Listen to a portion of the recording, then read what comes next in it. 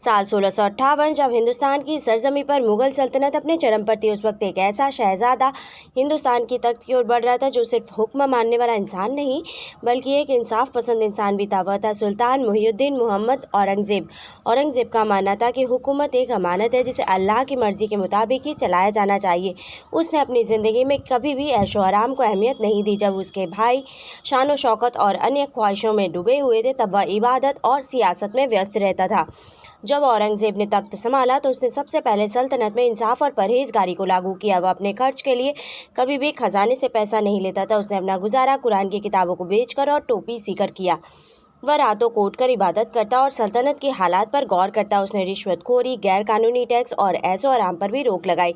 औरंगजेब भारत के इतिहास का एक ऐसा नाम है जिसने मुगल भारत के नक्शे को पूरा बदल कर रख दिया।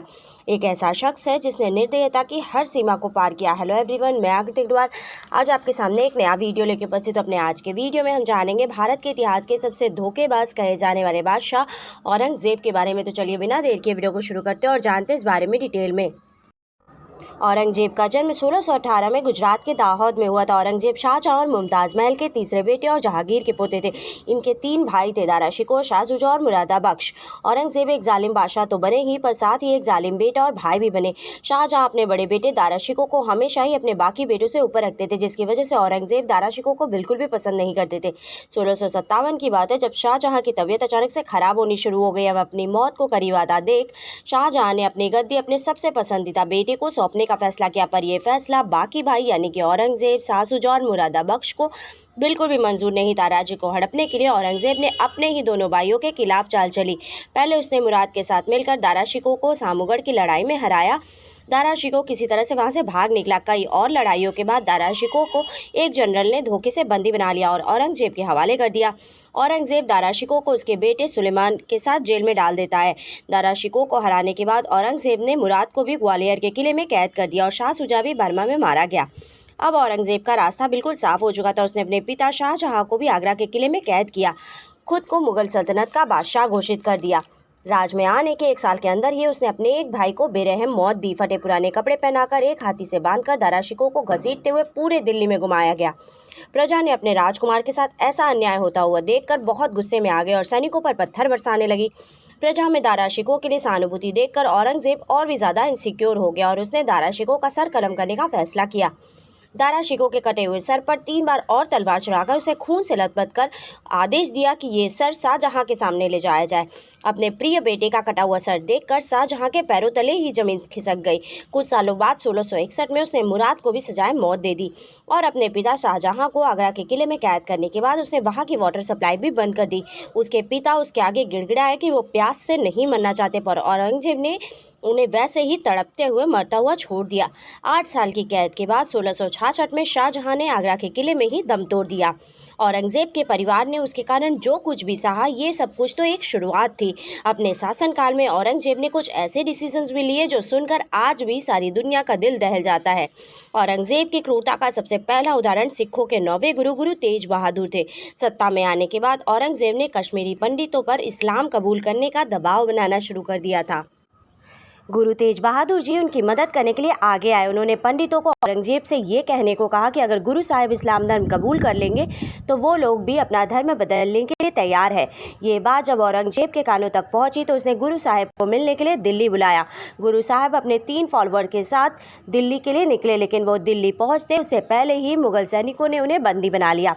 औरंगजेब ने गुरु साहिब को 2 ऑप्शंस दिए, या तो वो भरे दरबार में चमत्कार करके दिखाए और ये साबित करे कि वो सचमुच भगवान के कितने करीब है, या फिर इस्लाम कबूल कर ले। लेकिन गुरु साहब अपनी बात पर अड़े रहे।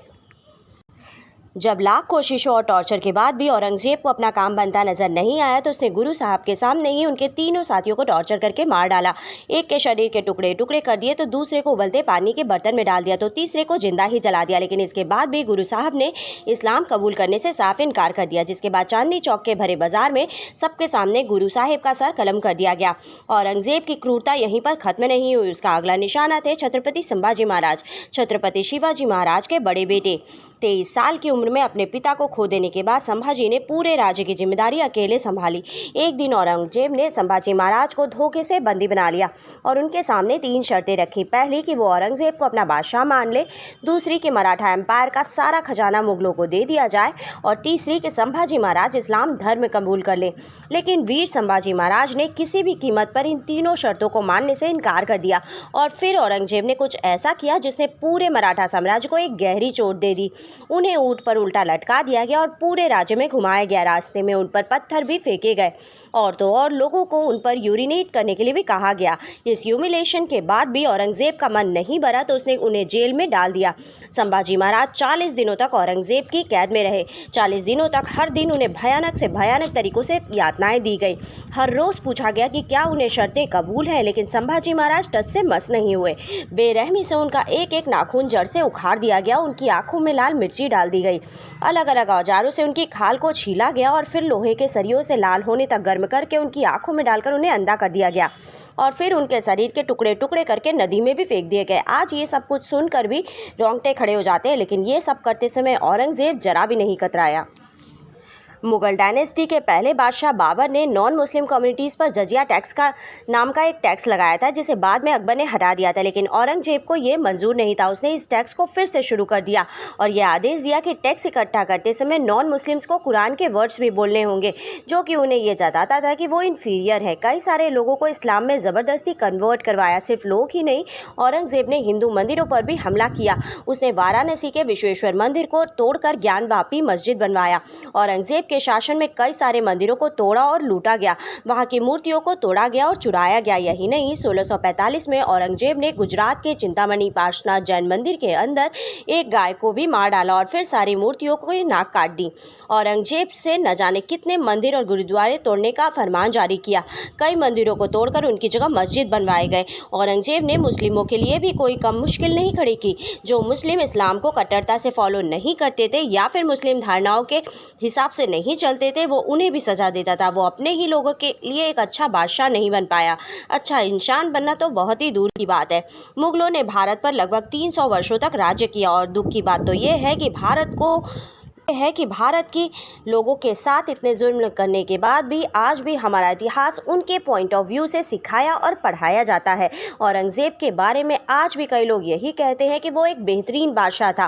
खैर, आपको क्या लगता है कि क्या सच में औरंगजेब एक बेहतरीन बादशाह था? अपने विचार हमसे कमेंट में ज़रूर शेयर कीजिएगा। आज के वीडियो में बस इतना ही। For more such interesting video, like and subscribe my channel.